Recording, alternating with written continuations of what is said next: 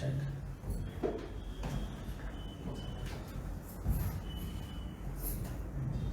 Check.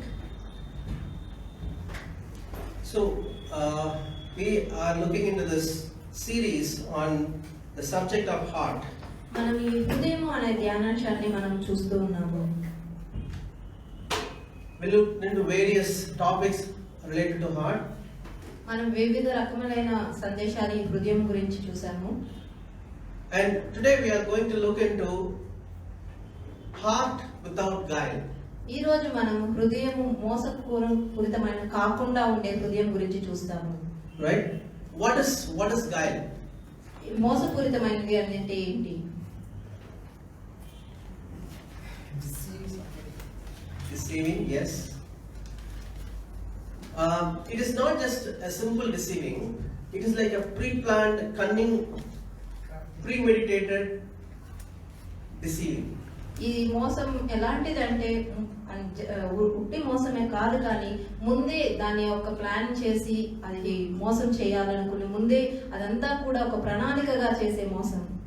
Right? It is like the shrewdness and deceit both are together. ఇక్కడ చాలా క్రూరంతో ఒక ఆ యొక్క వికృతమైన ఒక మోసపూరితమైన రెండు కలిపిది ఉన్న మోసం. In children's story we can read the nature of a fox.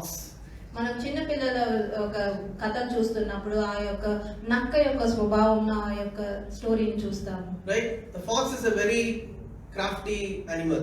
ఆ నక్క ఎలాంటి ఒక చాకచక్యంగా ఉంటదో, ఎలా మోసంగా ఉంటదో చూస్తాము. Right? It plans. We can see it talks to. In the stories itself, we can know the craftiness of a fox. ఆ కథలోనే చూస్తాము అది ఎంతగా మోసంగా, ఎంత కన్నింగ్ గా అది ఆలోచిస్తుందో. Right? And the snake is another cunning animal. ఇంకొకటి ఏంటంటే సర్పము, ఇది కూడా ఒక మోసపూరితమైనది. Right? The exact opposite of this guile is openness or faithfulness. ఈ యొక్క గైల్ అనే పదానికి ఒక వ్యతిరేకంగా వచ్చిన వర్డ్ అయితే చూస్తే అంటే ఏ మాత్రము ఒక దావృతం లేకుండా, రాతృత్వం లేకుండా ఒక ఓపెన్ గా ఉండే ఒక స్వభావం. Right? It is being genuine and being loyal. అది ఒక నిజమైన స్వభావం కలిగి ఒక ఎంతో యొక్క నమ్మకమైన స్వభావం కలిగినదిగా ఉంటది. Right? So let's read this verse, Psalm 32:2.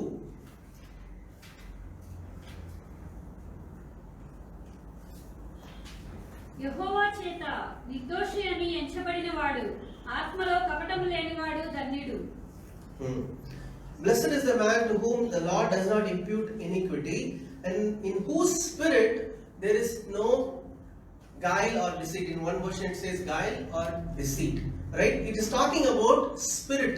Right? We saw how heart and the spirit are very, very related.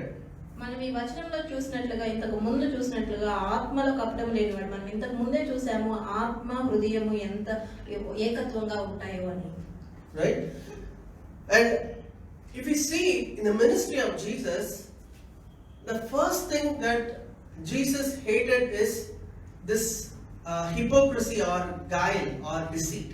మన యొక్క యేసుక్రీస్తు ఒక పరిచర్యలో మనం చూసినట్లయితే ఆయన పరిచర్య చేస్తున్నప్పుడు ఆయనకు ఒకటి ఏంటి హేయకరంగా ఉండిందంటే ఈ మోసం, కపటం గల హృదయము, వేషధారణ అయిన జీవితం, ఇలాంటివి ఆయనకు నచ్చేవి కాదు. Sin was not a problem for Jesus. Like there were so many sinners were around, right? But they were coming to him and they were opening their heart and they wanted to get changed. That was not a problem. Sin was not a problem. But when the Pharisees they thought that they are perfect, but they were having all the wrong things in their heart, Jesus could not bear them. He could not just bear them at all. యేసుక్రీస్తు ప్రభుకి పాపం అనేది పెద్ద problem గా, విషయంగా ఆయనకి లేదు. కానీ ఎప్పుడైతే పరిసయ్యులు అనే వాళ్ళకి అన్ని తెలుసు, మేము అన్ని సక్రమంగా ఉన్నాం అనుకొని ఒక హేయమైన అంటే ఒక వేషధారణ జీవితం కలిగి ఉన్నారు, అది యేసుక్రీస్తుకు నచ్చేది కాదు. Right? Let's read Matthew 23:27 and 28. అయ్యో వేషధారులైన శాస్త్రులారా, పరిసయ్యులారా, మీరు సున్నము కొట్టిన సమాధులను పోలి ఉన్నారు. అవి వెలుపల శృంగారముగా అగపడును గాని లోపల చచ్చిన వారి ఎముకలతోనూ సమస్త కల్మషముతోనూ నిండి ఉన్నవి. అలాగే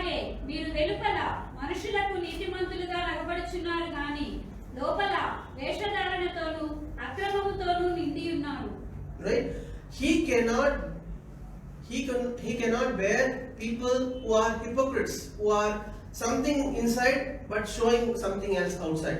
ఆయన ఈ వేషధారణని ఎంత మాత్రం ఒప్పుకునేవాడు కాదు. బయట ఒక విధంగా లోపల ఒక విధంగా నటించేవారుగా. He's saying that they are whitewashed tombs, that they appear beautiful outward, like everything is so beautiful, painted, garland, stones, right? Beautiful stones. But what is inside? Dead body. Stinks, right? Jesus is telling like, you are like that. You are beautiful outside, but inside you are stinking. యేసుక్రీస్తు ప్రభు ఎలా పోలుస్తున్నాడంటే ఒక సున్నము కొట్టిన సమాధుల్ని పోలి అయినారంటే ఆ సమాధికి ఒక పూలమాల వేసి ఎంతో అందంగా తీర్చిదిద్దని బయట కనిపిస్తుంది కానీ లోపల ఉండిపోయినది అది చచ్చిపోయిన శవం, కుళ్ళు, వాసన వచ్చే శరీరము. Right? What did he say in 33rd verse in the same chapter, 33rd verse? సర్పములారా, సర్ప సంతానమా, నరక శిక్షను మీరు ఎలాగూ తప్పించుకొందురు? Serpents, brood of vipers. So he was telling that the character of a serpent, right? It might be shiny, right? But it has poison inside, right? So if you see that the way he's correlating the animal, like we saw, right? How a serpent is very deceptive. In the same way, Jesus is telling those Pharisees that you are very shiny outside, you are so adorned well, but you are having very, very wrong things inside. ఇక్కడ యేసు ప్రభు ఇక్కడ ఎవరితో అంటే ఈ సర్పం ఎలాగైతే బయటకి అది చాలా ప్రకాశంగా కనిపించినప్పటికీ అది విషపూరితంగా ఉంటది లోపల, అలాగే ఈ వేషధారులుగా ఉన్న పరిసయ్యులు కూడా వారు అలాగే ఉన్నారు. Right? If you read Mark 12:15. ఇచ్చేదమా ఇయ్యకుందుమా అని ఆయన అడిగిరి. ఆయన వారి వేషధారణను ఎరిగి మీరు నన్ను ఎందుకు శోధించుచున్నారు? Right? They came to test Jesus, right? They were showing the coin of during that time, and then it was having Caesar's inscription. So they were saying like, it should we pay or not? Right? The tax, should we pay or not? And they were trying to test. So their intention was not to know the truth, but their intention was to test him. ఇక్కడ చూసినట్లయితే వాళ్ళు ఒకటి దేవుని కైసరుకు సంబంధించినది ఒకటి తీసుకొని వచ్చి అది వాళ్ళు తెలుసుకోవాలని కాదు కానీ దేవుని పరిశోధించడానికి వాళ్ళు అక్కడ తీసుకొచ్చి ఇది అని ఇచ్చేదమా కైసరికి ఇచ్చేదమా అని వాళ్ళ వేషధారణ ఎరిగి వాళ్ళని దేవుని దగ్గర శోధించడానికి వచ్చారు. So if Jesus says like you don't need to pay tax and all, they will immediately want to use that word to go and report to Caesar, right? So that is their cunning nature, that for that intention they came and tested Jesus. వారు అది ఒకవేళ యేసు ప్రభు వద్దు అంటే వెంటనే వాళ్ళ కైసరు దగ్గరికి వెళ్ళి అది చెప్పడానికి వచ్చారు. అంటే ఒక కపటమైన హృదయంతో ఒక కొండ దేవుని యేసు వైపు చెప్పడానికి వాళ్ళ ఆ హృదయంతో వాళ్ళు అక్కడికి వచ్చారు. In Luke 12:1 also he says, Luke 12:1, beware of the leaven of the Pharisees, which is hypocrisy. Beware of the leaven of the Pharisees, which is hypocrisy. So he's saying that be careful that let your heart not be like this, that you are if you are not able to understand, be open. If you are not able to agree, be open. We don't need to be deceptively in something inside and showing something outside. ఇలాగ ఇక్కడ వచనం చెప్పినట్టు వేషధారణ అని పులిసిన పిండిని గురించి జాగ్రత్త పడండి అంటే దేవుడు ఇక్కడ ఏం చెప్తున్నా అంటే మన హృదయాన్ని మనం ఎలా ఉండాలి అంటే బయటకు ఒకటిలాగా లోపలికి ఒకటిలాగా ఒక లోపల ఏముందో అదే బయటకు చూపించే వాళ్ళుగా మనం ఉండాలి. Right? And one thing that attracted Jesus so much is openness and genuineness. ఒకటి యేసు ప్రభువుని ఎంతో ఆకర్షించింది ఏంటంటే ఉన్నది ఉన్నట్లుగా ఉండడము, న్యాయవంతంగా ఉండడము. See, even during the time of salvation, when we come before the Lord, we are open saying, Lord, we are sinners. It is not our bank balance, it is not our status, it is not the houses I built, it is not like whatever I have. I am a sinner. I am open. I have done these mistakes and I wanted your salvation. మనం రక్షణ అనే దాని దగ్గర వచ్చినప్పటికి కూడా మనము ఏదో మనకున్న ఆస్తులను బట్టి, మనకున్న ధనమును బట్టి, మనకున్న బ్యాంక్ బ్యాలెన్స్ ను బట్టి కాదు కానీ మనం అక్కడ ఎలా ఒప్పుకుంటామంటే దేవా నేను పాపిని ఇదో అని మన హృదయపూర్వకంగా ఒప్పుకుంటాము. Right? That openness is something that is very, very pleasing to God. ఆ యథార్థంగా ఉండడం అనేది దేవునికి చాలా ఇష్టంగా ఉంటది. John 1:47. Let's read John 1:47. Where is GP? Yes. Okay. Yeah. యేసు నతనయేలు తన యొద్దకు వచ్చుట చూచి, ఇదిగో ఇతడు నిజముగా ఇశ్రాయేలీయుడు, ఇతని యందు ఏ కపటమును లేదని అతని గూర్చి చెప్పెను. Right, Jesus saw Nathanael coming toward him and said to him, "Behold, an Israelite indeed, in whom there is no deceit, there is no guile." He already saw that how his heart is. Right? So he saw Nathanael and then praised him.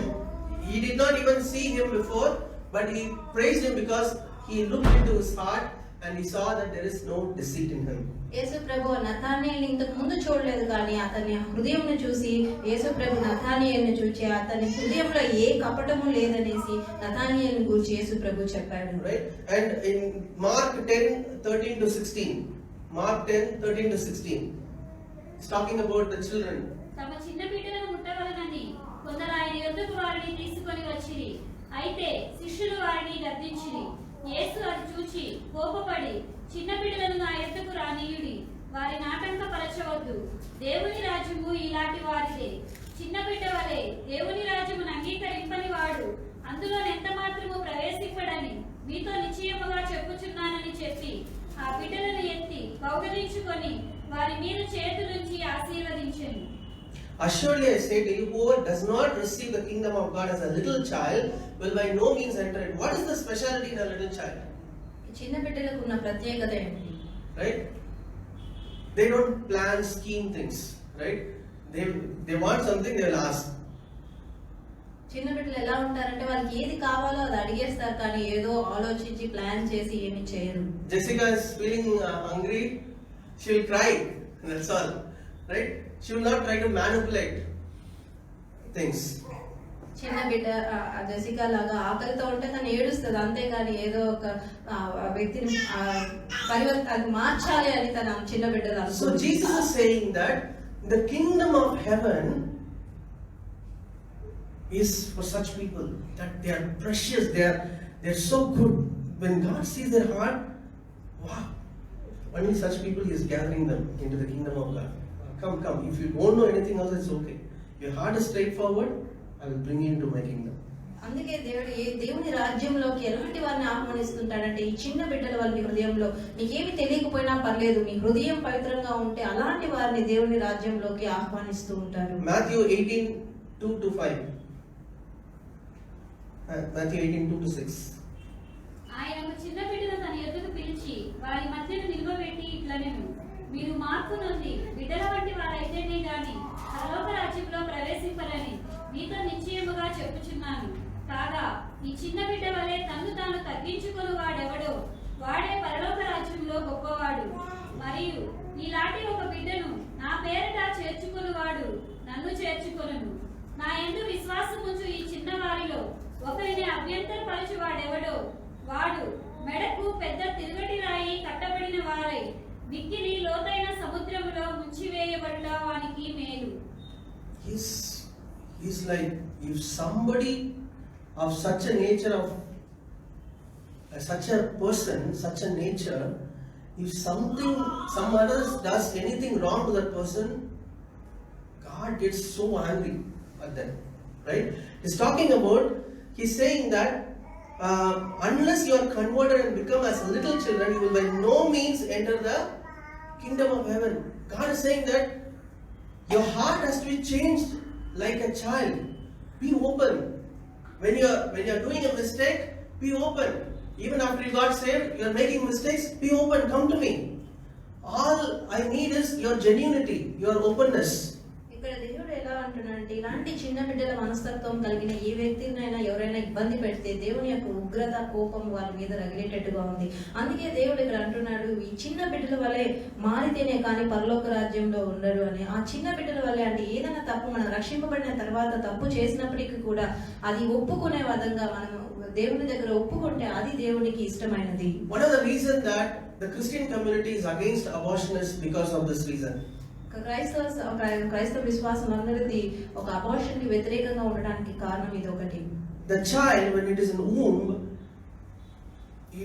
he does not have any power, he does not have any strength, and he go and take that child piece by piece, kill it and destroy it, the wrath of God comes upon such people.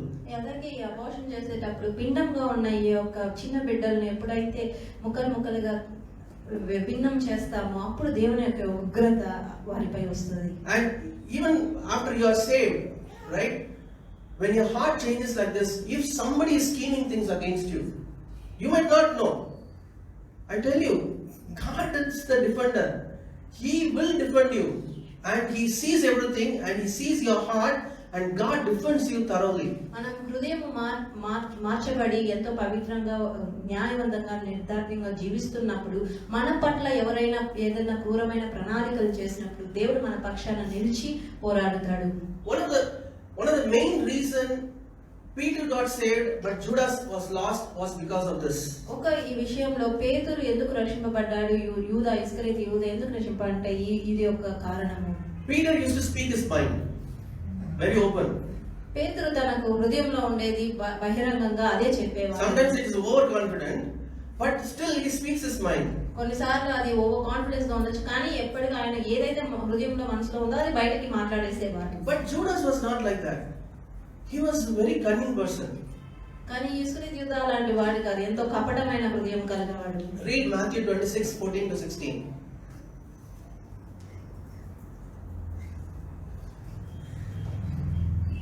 అప్పుడు 12 మందిలో ఒకడుకు ఇస్కరియోతు యూదా ప్రధాన యాజకుల యొద్దకు వెళ్ళి, నేను ఆయనను మీకు అప్పగించిన ఎడల నాకేమి ఇస్తురని వారిని అడిగాను. అందుకు వారు 30 వెండి నాణెములు తూచి వానికి ఇచ్చిరి. వాడప్పటి నుండి ఆయనను అప్పగించుటకు తగిన సమయము కనిపెట్టుచుండెను. Right? He sought opportunity to betray him. He was looking for opportunity. It's like pre-planned, right? Premeditated. Okay, there's no use of Jesus now. I thought I'll become something. He's saying that I'm going to die. Let's sell him. At last, let me get some money and sell him. Right? It is saying that from that time he sought opportunities, like an animal trying to attack, right?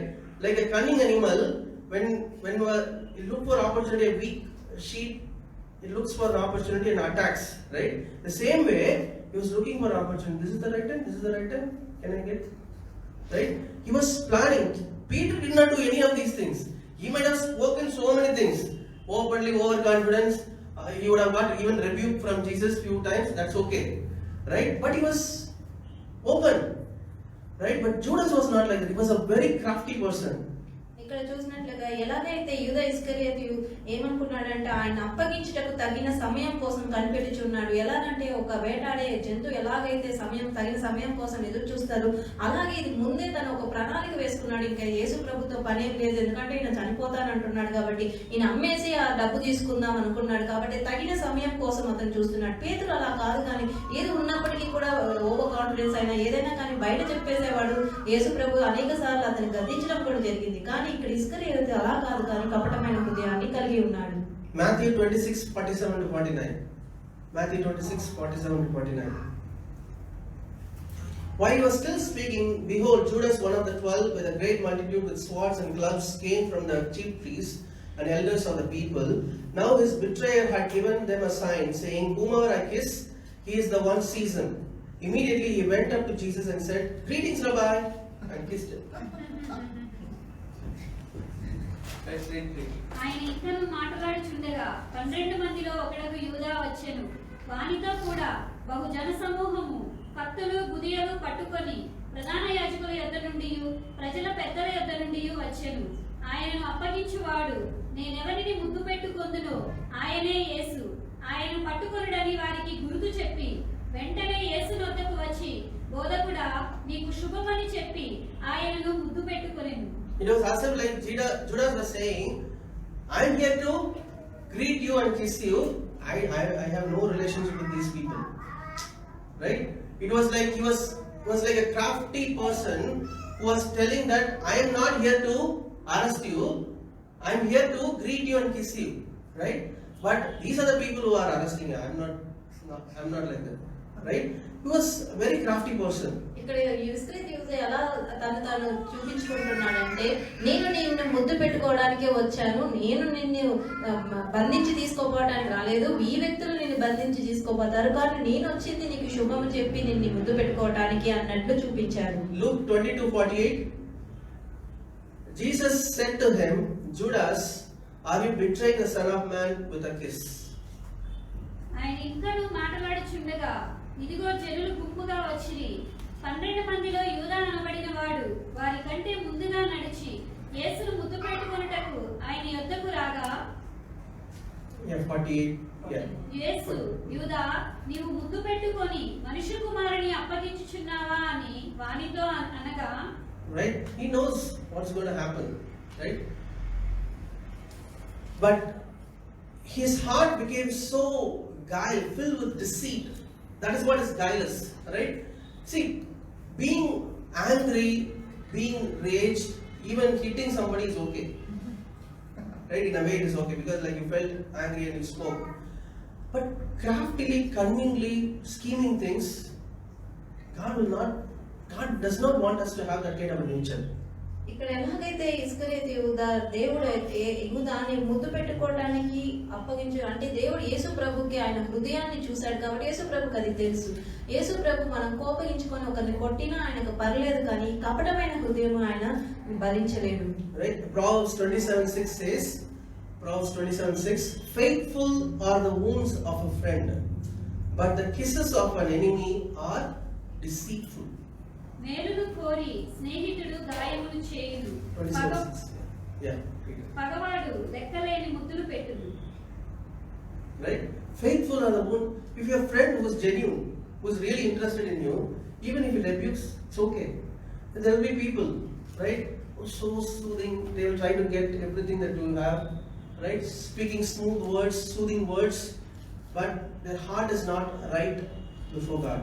ఇక్కడ చెప్పినట్లుగా ఒక స్నేహితుడు అతను ఒక యథార్థంగా ఉండేవాడైతే ఆయన ఒక గాయం చేసినా పర్లేదు, కానీ కొంతమంది స్నేహితులు పైకి చాలా చక్కగా చాలా మృదువుగా చక్కగా మాట్లాడతారు, కానీ వాళ్ళ హృదయం ఎంతో కపటంతో నిండి ఉంటుంది. Right? John 12:3-6. John 12:3-6. You can see another instance how Judas responded here. 3-6.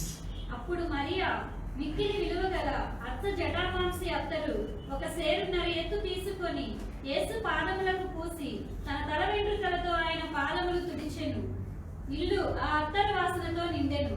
ఆయన శిష్యులలో ఒకడు అనగా ఆయనను అప్పగింపనయ్యున్న ఇస్కరియోతు యూదా, ఈ అత్తరెందుకు 300 దేనారములకు అమ్మి బీదలకు ఇయ్యలేదనెను.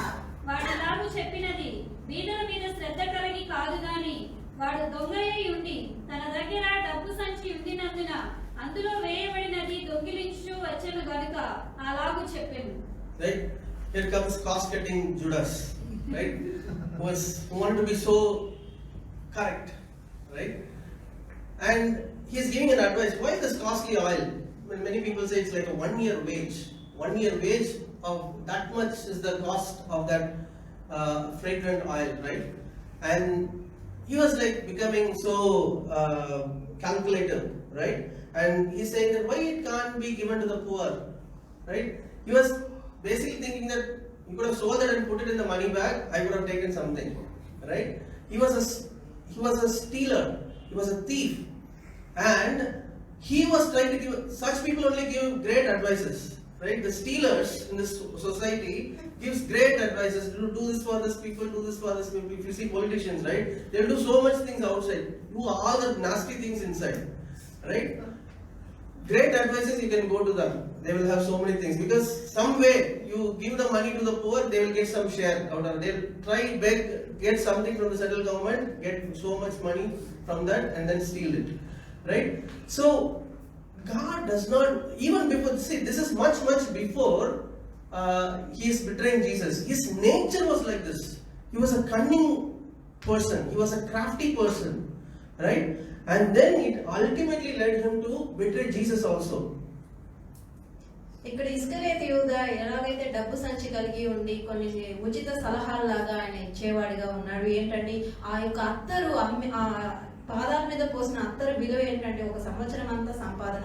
ఆ ఆ ఇస్కరియోతు యోధ ఒక దొంగగా ఉన్నాడు కాబట్టి అతని ఆలోచన ఏదో పేదలను ఉద్దేశించి కాదు, కానీ ఆ డబ్బులు అమ్మి ఆయన సంచిలో వేస్తే ఆయన దొంగలించేదాన్ని. కాబట్టి ఉచిత సలహాలన్నీ ఎక్కడి నుంచి వస్తాయి అంటే ఈ దొంగతనం చేసేవారి నుంచే వస్తాయి. అలాగే మన యొక్క రాజకీయ నేతలు వీళ్ళందరూ కూడా ఇలాగే చేస్తారు. లోపల ఒకటి కలిగి ఉంటారు, బయటికి మాత్రం ఏదో పేదలను ఉద్ధరించే వాళ్ళుగా, పేదలకు హెల్ప్ చేసే వాళ్ళుగా ఉంటారు, కానీ ఆ డబ్బులను వాళ్ళు లోపల దొంగలించే వాళ్ళుగానే ఉంటారు. One of the beautiful character of God is very straightforward, straight to the face. దేవుడికి ఉన్న ఒక ఎంతో అతి ముఖ్యమైన గుణం ఏంటంటే యథార్థంగా ఉన్నట్టుగా ఉండడం. He does not cunningly craft like the devil, right?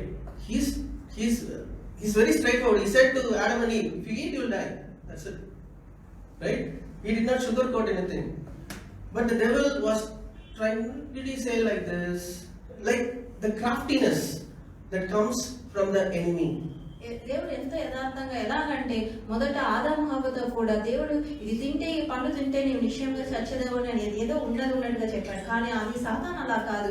అవునా, ఇది నిజమా, ఇలా చెప్పాడా అని మాయ మాటలతో అలా వక్రీకరించి చెప్పే మాటలుగా ఉంటాయి. Right? That's why we can trust God. We can trust our life with Him. We can trust Him. Right? Even that's why even the Holy Spirit is mentioned in many places as a dove. అందుకే మనం ఆయన యందు విశ్వాసం ఉంచగలుగుతాం, ఆయన యందు నమ్మకం ఉంచగలుగుతాం. అందుకే పరిశుద్ధాత్మ యొక్క పౌరంతో పోల్చబడి ఉన్నది. He is God. He is one among the Trinity, and he is the very gentle person and like a dove.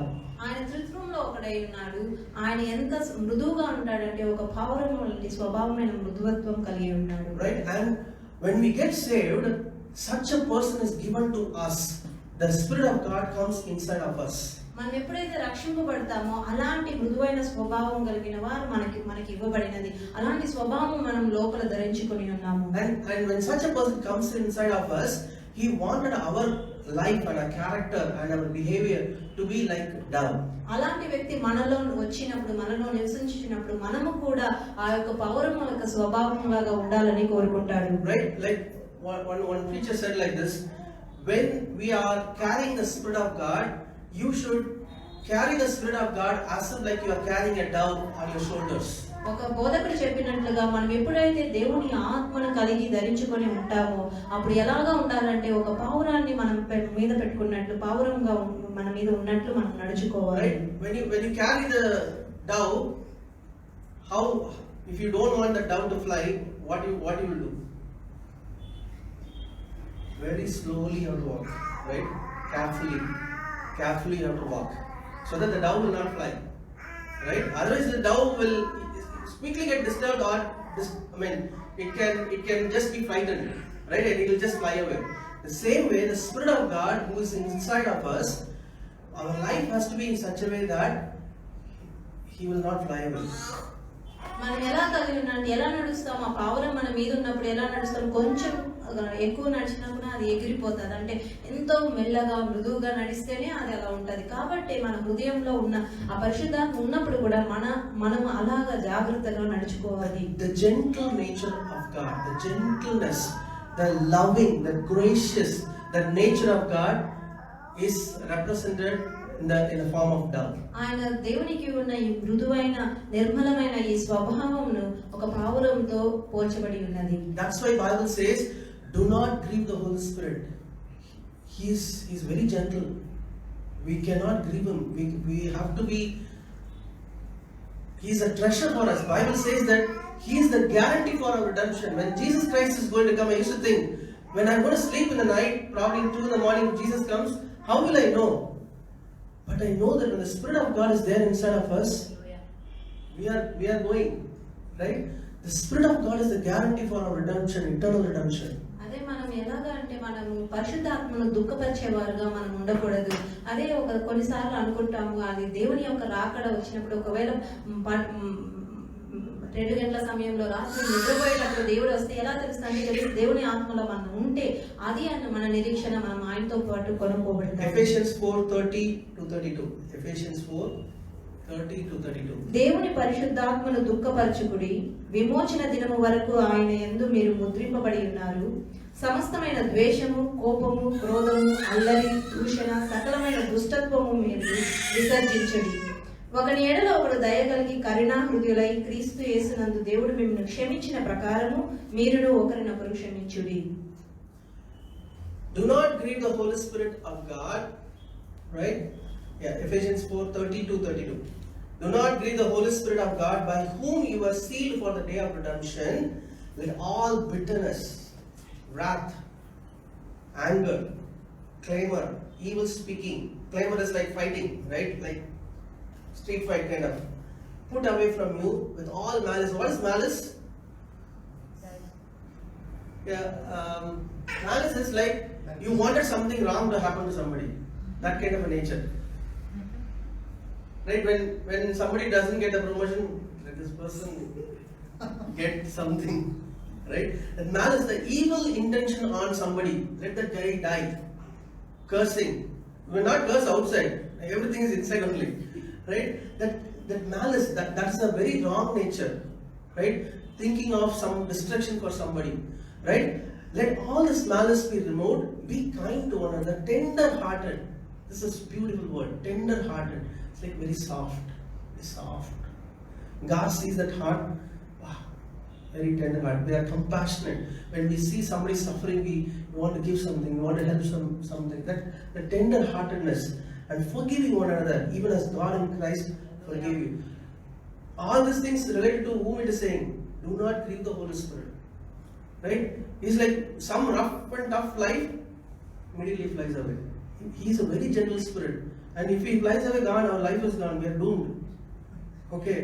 We have to be very, very careful with the way that it is not. So don't put a pressure on yourself. Oh, I need to be.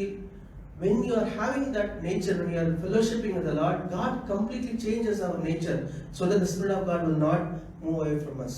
ఎలాగ ఇక్కడైతే దుష్టత్వం గల హృదయం, ఆ దుష్టత్వం గల హృదయం ఎలాంటిదంటే వేరే వాళ్ళకి చెడు జరగాలని కోరుకునే హృదయం. అంటే వాళ్ళకి ఏదైనా ప్రమోషన్ వచ్చినా కానీ బయట చెప్పం, కానీ లోపల వీళ్ళకి రాకూడదు, వీళ్ళకి అది జరగకూడదు, మంచి జరగకూడదు అనుకునే ఒక హృదయం, అలాంటి దుష్ట హృదయం ఉంటది. కానీ దేవుడు అలాంటిది కలిగి ఉండకూడదని, ఎలాంటిది కలిగి ఉండాలంటే కరుణా హృదయం. అంటే వేరే వాళ్ళని చూసి, వాళ్ళు ఉన్న బాధల్లో చూసి చలించిపోయే హృదయాన్ని, అలాంటి కరుణా హృదయాన్ని మనం కలిగి ఉండాలని దేవుడు చెప్పాడు. ఎందుకంటే మనలో నివసించేవాడు ఆయన. మనకు అలాంటి హృదయాన్ని, ఆ కరుణాంటి లాంటి హృదయాన్ని ఆయన ఇచ్చాడు. ఎందుకంటే అది లేకపోతే, ఆ స్వభావం లేకపోతే మనము ఆ పావురం వల్ల ఎలాగైతే ఎగిరిపోతుందో ఆ పరిశుద్ధాత్మ కూడా అది ఎగిరిపోతుంది. ఇవన్నీ కూడా పరిశుద్ధాత్మను దుఃఖపరచకుండా ఉండటానికే చెప్పబడింది. Right? All these things Bible is talking about because God is saying that I have this nature. I wanted you also to have that nature. It's a good nature of God. And he wanted the same nature to come to us. ఇవన్నీ కూడా బైబిల్లో ఎందుకు చెప్పబడిందంటే దేవుడు ఏమంటున్నాడు, ఇలాంటి స్వభావం నేను కలిగి ఉన్నాను కాబట్టి మీరును ఇలాంటి స్వభావాన్ని కలిగి ఉండాలని దేవుడు చెప్తున్నాడు. Jesus is called like the Spirit of God is mentioned as dove. Like Bible says that the Spirit of God came like a dove and rested upon Jesus. Jesus was called as Lion of Judah. ఎలాగైతే Bible గ్రంథము ఈ యేసు ప్రభువుని ఆ పావురంతో అలా పోల్చబడి ఉందో, అలాగే యేసు ప్రభుని ఒక యూదా సింహంగా కూడా పోల్చారు. Right? It is using the term lion. ఇక్కడ సింహము అనే ఒక పదాన్ని వాడారు. Lion is not like a fox. సింహము నక్కవలే కాదు. Lion is very straightforward. I want to eat, I will eat. Okay. It doesn't need a scheme, plan and all. I'm hungry, I want to eat, I will eat. So it's a very straightforward animal. ఈ సింహం ఎలా ఉంటదంటే, ఏది అది ఒకవేళ వేటాడి తినాలంటే అదే చేస్తది. నక్క వల్ల ఏదో ఒక ప్లాన్ చేసి కపటమైన ఆలోచనలు నిండి అలాంటివి ఏమీ చేయదు. Right? Mark 12:14. Read Mark 12:14. వారు వచ్చి, బోధకుడా, నీవు సత్యవంతుడవు, నీవు ఎవరిని లక్ష్య పెట్టని వాడవని మేము ఎరుగుదుము. నీవు మోమాటము లేని వాడవై దేవుని మార్గము సత్యముగా బోధించువాడవు. కైసరుకు పండించుట న్యాయమా కాదా? Okay. Teacher, we know that you are true and care about no one. This is all very, very important words. You care about no one, which means like very straightforward. I don't need to, if it Caesar comes or Pharisee comes, everybody will get the same thing only. Right? You care about no one and you do not regard person of men, but teach the way of God in truth. This is one of the nature that whoever is there in this world, Whether they are born in a Christian family or a Muslim family or a Hindu family, it doesn't matter. He cares about no one. He cares about people. Whoever cries out to him, they will be saved. They will be saved for sure. They will be saved. It is the nature of God that you cried out to me. I don't care where you are from. You are in the ends of the world. You are in US or you are in Somalia. It doesn't matter. You cried out. I am going to save you. That's the nature. He does not care about people's status and all. What it means is care about no one means he does not care about people's status. He is a very straightforward person, right? And he speaks the truth, and he is a God who is never a respecter of persons. Whoever is calling the name of the Lord, they will be saved. ఇక్కడ యేసు ప్రభు ఇక్కడ చాలా గమనించాల్సిన విషయం ఏంటంటే మోమాటం లేనివాడిగా ఉంటాడు. ఆయన సత్యమును బోధించేవాడు ఉంటాడు. ఎవరిని లక్ష్య పెట్టని వాడిగా ఉంటాడు. కాబట్టి యేసు ప్రభు ఎలాంటి దేవుడు అంటే మనం ఈ ప్రజలు ఏ ఒక్క మతం నుంచి వచ్చినప్పటికైనా, వారు క్రైస్తవులైనప్పటికీ, హైందవులైనప్పటికీ, ముస్లింలైనప్పటికీ, వారు దేవుని నామమును మొరపెడితే ఆయన వాళ్ళకి ఉత్తరం ఇస్తారు. వాళ్ళు ఏదో వాళ్ళకున్న స్టేటస్ ని బట్టి దేవుడు వారికి ఉత్తరం ఇవ్వడు. కానీ వాళ్ళ యొక్క అమెరికాలో ఉన్నా కానీ, సోమాలియాలో ఎక్కడ ఉన్నప్పటికీ కానీ వారు దేవునికి మొరపెడితే ఆయన ఉత్తరం ఇచ్చేవాడుగా ఉంటాడు. ఎందుకంటే ఆయన సత్యవంతుడుగా, ఆయన యొక్క స్వభావము ఎంతో సత్యమైనటువంటిగా ఉంది కాబట్టి. Right? He never changes. He is the same yesterday, today and forever. That's what Bible says in Hebrew 13:8. Jesus Christ is the same yesterday, today and forever. యేసుక్రీస్తు నిన్న నేడు ఒకటే రీతిగా ఉన్నాడు. అవును, యుగయుగములకు ఒకటే రీతిగా ఉండును. He will not change. Old Testament also is the same Savior. New Testament, whoever cries out to him, right? It doesn't matter, right? They will be saved. ఇక్కడ యేసు ప్రభు మారేవాడిగా ఉండడు. కానీ ఆయన నిన్న నేడు ఏకరీతిగా ఉండేవాడు. ఆయన పాత నిబంధనల గ్రంథంలో ఏ విధంగా ఉన్నాడు, క్రొత్త నిబంధనల గ్రంథంలో కూడా అలాగే ఉన్నాడు. ఆయనలో ఏ మార్పు లేదు. Amen. So it is talking about the straightforwardness, right? It is not like scheming, planning, not like that. Straightforward, right? I am same. I am not going to change. Right? He is a very straightforward person. ఆయన ఎంత యథార్థంగా ఉండేవాడు. ఆయన ఏదో మార్చి మాట్లాడేవాడు కాదు. కానీ ఆయన చక్కగా ఏదైతే ఉందో అదే మాట్లాడే యథార్థమైన స్వభావంగా ఉన్నాడు. Let's see the nature of the Father himself, God himself. తండ్రి అయిన దేవుని యొక్క స్వభావం ఎలా ఉందో చూద్దాం. Malachi 3:6.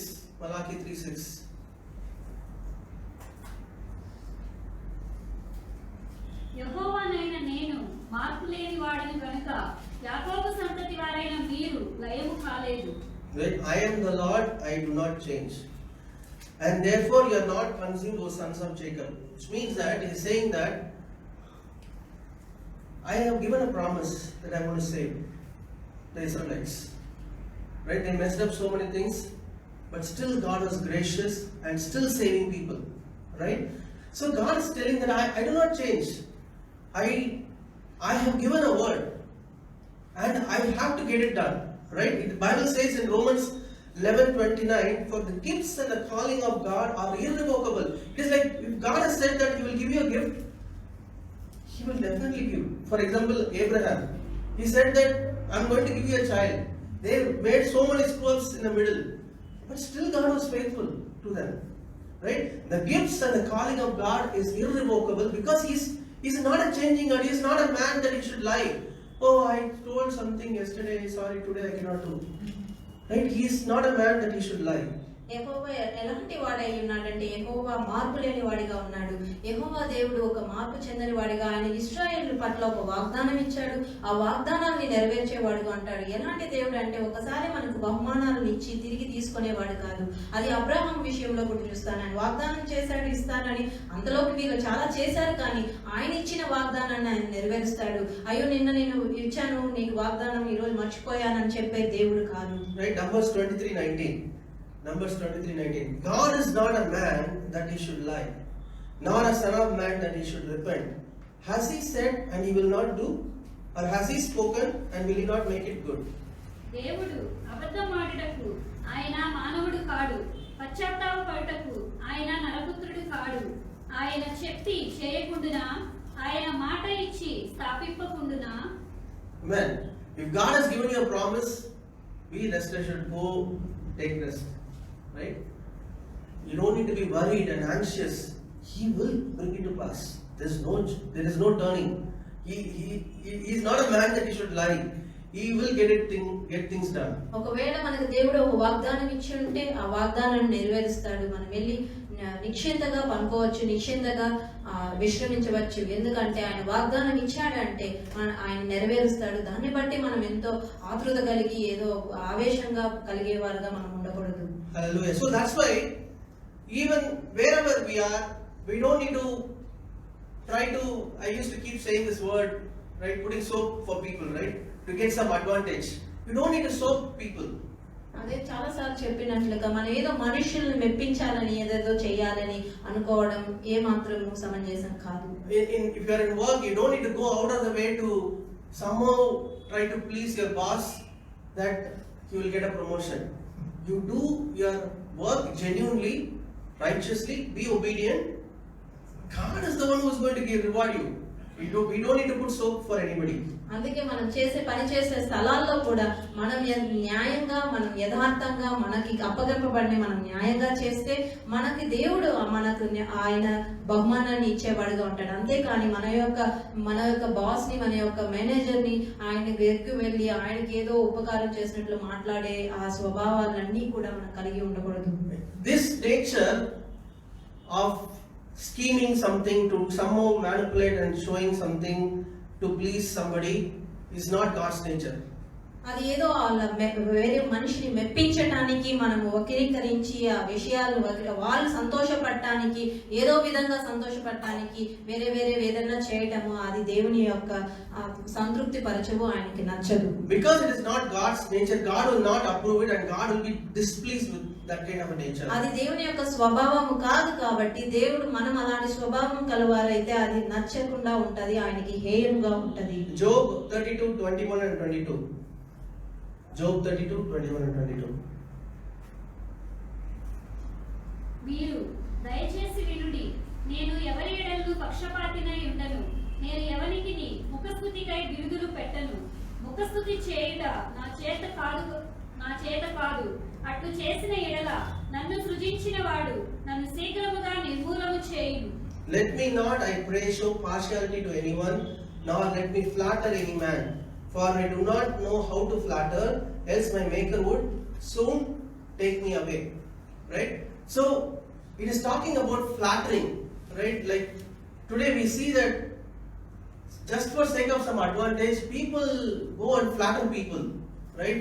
In social media and other things like, that's not a nature of God. Right? You are really impressed by that person, do it. Because God sees our heart. Right? But just to get some advantage from that person, right?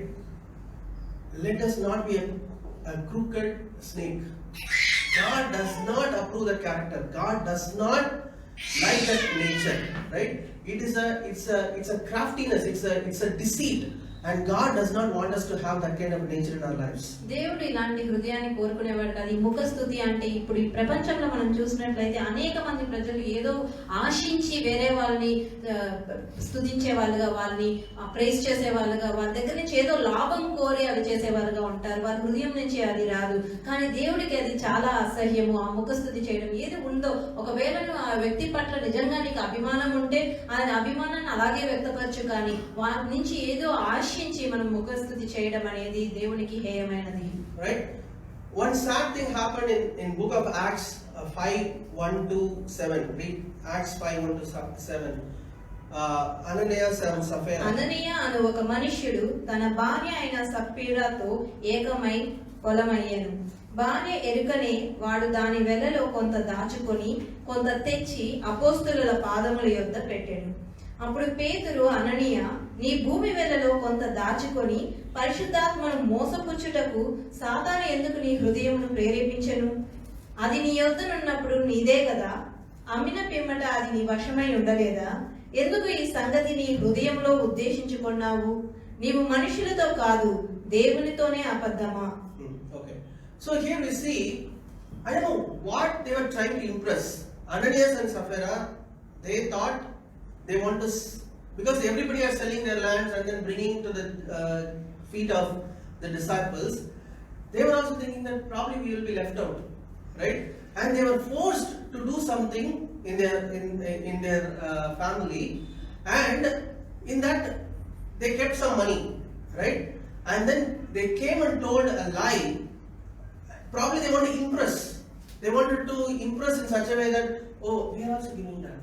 Probably they will call in front of all the other disciples. See, these people also did the same thing. Probably they were looking for some kind of a recognition. They were looking for some kind of approval, right? And they are doing that with disciples who are so anointed. And then the judgment came immediately on them. Because we cannot be a crafty person in the kingdom of God, right? We have to be straightforward. We have to do the things that we are able to do genuinely, right? We don't need to impress people, right? And that's why we can see that both Ananias and Sapphira died, because they became like a crafty person trying to impress a man, but they were not impressing God at all. ఇక్కడ అననీయ సత్క్రియ వాళ్ళు ఏమనుకున్నారో ఏమో, కానీ వాళ్ళు అనుకున్నారేమో మెప్పించాలని. వేరే వాళ్ళు అందరూ చేస్తున్నారు, వాళ్ళ యొక్క స్థలాలను అమ్మి వాళ్ళకి దేవునికి ఇచ్చారు అనుకున్నారేమో, కానీ వాళ్ళకు కూడా మెప్పు పొందాలని ఆశ కలిగిందేమో. వాళ్ళు కూడా అవి అమ్మేసి బహుశా ఎక్కడ వెళ్ళారంటే, వాళ్ళు దేవుని చేత అభిషేకింపబడిన వాళ్ళ శిష్యుల దగ్గరికే వెళ్ళి, మేబీ ఆ శిష్యులు వీళ్ళని పిలిచి వీళ్ళు కూడా వారి ఆస్తులను అమ్మి దేవునికి ఇచ్చారు అని వాళ్ళని అందరి ముందు మెప్పుగా చూస్తారు అనుకున్నారు. కానీ వారి హృదయాన్ని ఎరిగిన వారి దేవుడు వారు వెంటనే అది తెలుసు, అది వాళ్ళ మోసపూరమైన హృదయం అంటే ఆ కుయుక్తిగా అంటే మోసకరం లోపల హృదయంలో ఒకటి ఉండి బయటకు ఒకటి ఉంది కాబట్టి వాళ్ళు వెంటనే అక్కడ హతమయ్యారు. Right? 5:3 says, Ananias, why has Satan filled your heart? See the nature. It is talking about Satan. It is the nature of Satan. He is the one who is crafty. So Peter is saying, like, you are part of the kingdom already. How you allow Satan to fill your heart and did that deviation from what you planned? అందుకే ఇక్కడ ఎలా అంటున్నారంటే, ఆ పరిశుద్ధాత్మను మోసపుచ్చడానికి సాతాను ఎందుకు నీ హృదయం ప్రేరేపించింది అంటే, ఈ మోసపూరితమైన హృదయం ఎవరు కలిగిస్తారంటే సాతాను కలిగిస్తారు. Right? So it is very important that even after we get saved, our heart is without guile. Right? Our heart should not be like filled with some kind of a craftiness. No. Let's be open and honest before God. We are not lying to man, we are lying to God himself. అందుకే రక్షింపబడిన మన హృదయాన్ని ఎంతో జాగ్రత్తగా చూసుకోవాలి. అలాంటి కపటమైన మోసమైన హృదయాన్ని మనము ఉండకూడదు. ఎందుకంటే మనము మోసపుచ్చేది మనుషుని కాదు, కానీ మనం మోసపుచ్చేది దేవుణ్ణి, మనం మోసపుచ్చేది దేవుని ఆత్మని. He is saying that lying to the Holy Spirit is like you grieve the Holy Spirit. You are lying to the Holy Spirit and you allow Satan to fill your heart. అందుకే ఇక్కడ పరిశుద్ధాత్మను మోసపుచ్చావు, సాతాన్ని హృదయంని ప్రేరేపించలేలాగా చూసావు అనేసి అంటున్నారు. See the genuineness of Paul in 1 Thessalonians 2:5 and 6. 1 Thessalonians 2:5 and 6. Like when we see the apostles, when we see God's nature, it is like absolutely transparent. One thing I like about Christianity or God himself is they are very straightforward. Right? Like they don't need to manipulate. When people say you are converting people, you are doing all this thing, you are getting money from foreign, let them say. We are not crafty people. Whatever we do it out of genuinity. We know that we are having eternal life, and with that assurance, we tell the truth. Right? We need to be absolutely clear about what we are believing in and the God whom we are serving. He is a perfect God. We sang a song today, a God of faithfulness without injustice. He is a just God, and when we are His people, we also have to be just and perfect. ఎలాగైతే ఈ క్రైస్తవం గురించి ఒకటి ఎంతగానో నచ్చింది ఏంటంటే, ఇక్కడ మనం యథార్థంగా చేస్తాము. ఏదున్నా మనం చేసే ఏ పనైనా కానీ యథార్థంగా చేస్తాము. అందుకే మనం ఏదో వేరే వాళ్ళు ఏమన్నా అనుకోవచ్చు, కానీ వీళ్ళు మత మార్పులు చేస్తున్నారు అని, కానీ మనకు వాటితో లక్ష్యం లేదు. ఎందుకంటే మనము సజీవుడైన యథార్థవంతుడైన ఈరోజు పాడుకుంటున్నట్లు మనం యథార్థవంతమైన న్యాయవంతమైన దేవుణ్ణి ఆరాధించే వాళ్ళగా ఉంటున్నాం. కాబట్టి మనం చేసేదంతా కూడా ఆయన చూస్తున్నాడు, ఆయన లక్ష్య పెడుతున్నాడు కాబట్టి ఆయన గురించి మనం యథార్థంగా మనం పనులు చేసేవారుగా ఉంటాం. If God has not raised the missionaries and the faithful people in this world in every generation, this world would have already been lost, already doomed. If God has not raised people in every generation, faithful people who sacrificed their lives, they went to places, genuineness, absolute genuineness, right, with which they preached the gospel and saved the people. If that has not happened, this world would have already been doomed, right? Because God is raising people in every generation. He is faithful. He will raise people in every generation and then bring people into God's kingdom.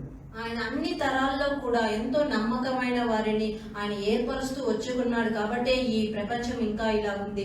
ఎంతో యథార్థంగా ఆయన కోసం వాళ్ళ జీవితాన్ని సమర్పించుకొని వారి జీవితాన్ని త్యాగంగా చేశారు.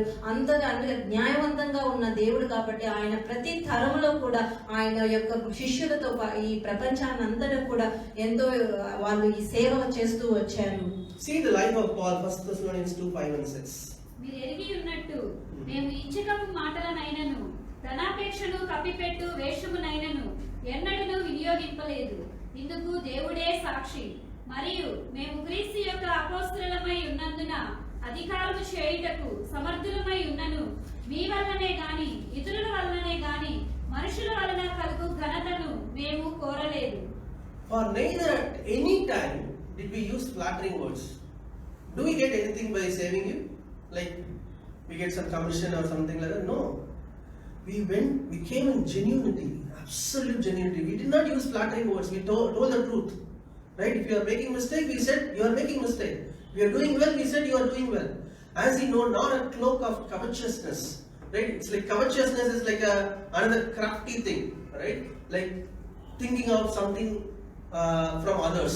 Right? You're trying to, okay, let's speak flattering words so that we'll get something from that person. Right?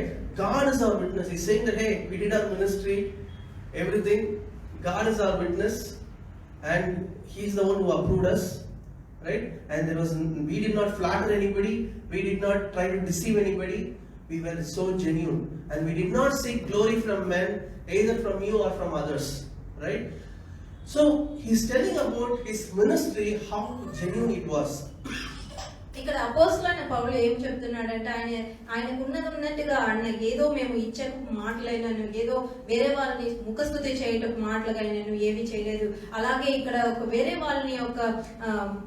వాళ్ళ నుంచి దోచుకోవడానికి ఏదో ఆశించి వారిని స్తుతి చేయటం అలాంటివి ఏవి కానీ చేయలేదు. కానీ పౌలు అంటున్నాడు మేము చేసే కార్యాలన్నిటికీ కూడా దేవుడే సాక్షిగా ఉన్నాడు. ఎందుకంటే మేము ఏ మనుష్యులని ఘనత కోరి మేము ఇవన్నీ చేయలేదు అని పౌలు అన్నాడు. Right? So God wanted that kind of a genuineness and without guile, without that scheming, crafty, cunning thing in our hearts. Right? God wanted us to be genuine in our lives. అలాగే దేవుడు కూడా మన జీవితాల్లో యథార్థమైన జీవితాన్ని కలిగి ఉండాలని కోరుకుంటున్నాడు. కానీ ఇలాంటి మోసమైన కపటమైన హృదయాన్ని కలిగి ఉండేవారుగా ఉండకూడదు. Right? Matthew 21:28-31. Matthew 21:28-31. నీకేది తోచుచున్నది? ఒక మనుషునికి 2 కుమారులుండిరి. అతడు మొదటి వారి యొద్దకు వచ్చి, కుమారుడా, నేడు పోయి ద్రాక్ష తోటలో పనిచేయమని చెప్పగా వాడు పోను అని ఉత్తరమిచ్చెను. కానీ పిమ్మట మనసు మార్చుకొని పోయెను. అతడు రెండవ వారి యొద్దకు వచ్చి ఆ ప్రకారమే చెప్పగా వాడు, అయ్యా, పోదుననెను, కానీ పోలేదు. ఈ ఇద్దరిలో ఎవడు తండ్రి ఇష్ట ప్రకారము చేసిన వాడని వారిని అడిగెను. అందుకు వారు, మొదటి వాడే అనిరి. యేసు, సుంకరులను వేశ్యలను మీకంటే ముందుగా దేవుని రాజ్యములో ప్రవేశించుదురని మీతో నిశ్చయముగా చెప్పుచున్నాను. Hallelujah. God is saying sin is not a problem. Tax collectors, harlots, anybody can pick. What I need is genuinity. Right? God is saying that here He's giving a parable. Right? One son said, I'll go. Right? He wanted to please the father externally. I'll go. Right? He didn't go. Right? But then the other person was very straightforward, was I will not go. But then later he repented, okay, I am talking to my father, I should not do like this. And then he went. Right? So God is saying that be genuine. Be genuine. Even in our lives, we have to be genuine in everything that we do for God. right? If you are able to do it. When you said, I will do it, you do it, right? It is not like somehow you are trying to please that person at that point of time and then, okay, that person will forget anyhow. That's okay. No, God does not want us to be like that. Even in our work, even in the church, wherever it is, right? When we have to do it, we have to do it, right? We are accountable to God. We don't need to please men. At last, we have to stand before God. God is the one who's going to judge all our works, right? Man is not going to be standing there. మనం చేసే కార్యాలు ఎక్కడైనా కొన్ని దేవునికి ఇష్టమైనదిగా, దేవునికి యథార్థంగా మనం చేయాలి, కానీ ఏదో మనుషుల ఘనత పొందేటట్లు చేయకూడదు. ఇక్కడ చూసిన ఉపమానంలో అయితే ఒకరు ఏం చెప్పారంటే, నేను చేస్తానని చెప్పి చేయలేదంటే బాహ్యంగా వాళ్ళు నాన్నను సంతోష పెట్టాలనుకొని చేస్తానని చెప్పాడు, కానీ అతని హృదయంలో అసలు అది లేనే లేదు కాబట్టి చేయలేదు.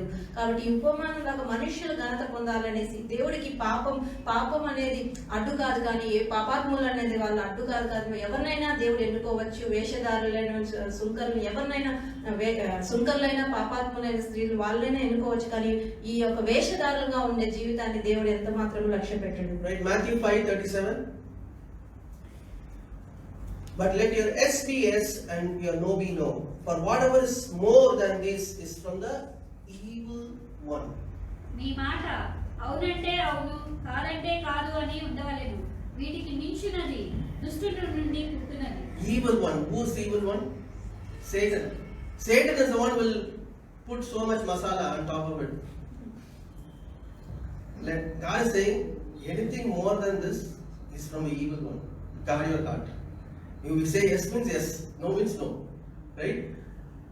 If we are trying to sugarcoat and then extend, do all those things, it's saying that no, that is from evil one. That kind of nature is from evil one. God is saying that kind of a nature, like you stretch, manipulate, do all those things, not straightforward, right? God is saying that is from the evil one. It is not my nature. I am a very straightforward person. దేవుడు ఎలాంటిగా ఉంటారంటే అవునంటే అవును, కాదంటే కాదు అని. దానికి మించి ఇంకేదైనా కానీ సాగదీసేది కానీ, వక్రీకరించి మాట్లాడడం కానీ, ఒక యథార్థంగా లేకుండా ఏవైనా కానీ ఎవరి నుంచి వస్తుందంటే దుష్టుని అయిన సాతాను నుంచి వచ్చినవే.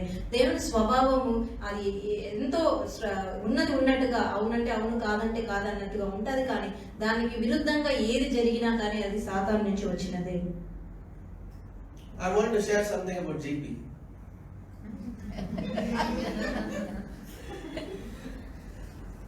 GP had very genuine questions on God. GP brother కి దేవుని పట్ల చాలా యథార్థమైన ఒక ప్రశ్నలు ఉండేవి. He had so many doubts. అతనికి చాలా యొక్క డౌట్స్ దేవుని పట్ల ఉండేవి. And he was not able to agree and understand certain things. కొన్ని విషయాలను ఆయన అర్థం చేసుకోక దాని పట్ల ఏకీభవించేవాడు కాదు. But because he was genuine and he was straightforward, like I'm not understanding, I'm not able to agree. Because God saw his genuinity during this lockdown period, God changed his heart and he accepted Christ and he is in the kingdom of God now. ఆయన హృదయం యథార్థంగా ఉంది, అది దేవుడు చూశాడు కాబట్టి ఉన్నది ఉన్నట్లుగా ఏకీభవించేది, అది ఉన్నది ఉన్నట్టుగా మాట్లాడేవాడు కాబట్టి ఈ లాక్డౌన్ సమయంలో దేవుడు అతని హృదయం చూసి అతన్ని రక్షించుకోవడం అనేది జరిగింది. Let's be genuine. See, when we don't understand certain things, let's be genuine. Lord, I'm not able to understand. I'm not able to agree. That's okay. God is the one who will answer. When that genuinity is there, God is able to convince people because it is His nature, right? That genuinity, when we are not understanding, straightforwardly saying that no, I'm not agreeing, I'm not understanding. It is God's nature, so He'll be able to easily pick that. Okay, that's okay. You are not understanding, that's fine. You are straightforward, right? I will convince you. I will know how to do things for your life. ఎలాగైతే దేవుడు ఆ స్వభావం కలిగి ఉంటాడు కాబట్టి యథార్థవంతంగా, ఎప్పుడైతే మనం కూడా యథార్థవంతమైన స్వభావం కలిగి ఉంటాడో అప్పుడు దేవుడు మనల్ని పర్లేదు నేను చూసుకుంటాను అని చెప్పి మన దగ్గర చేర్చుకునేవాడుగా ఉంటాడు.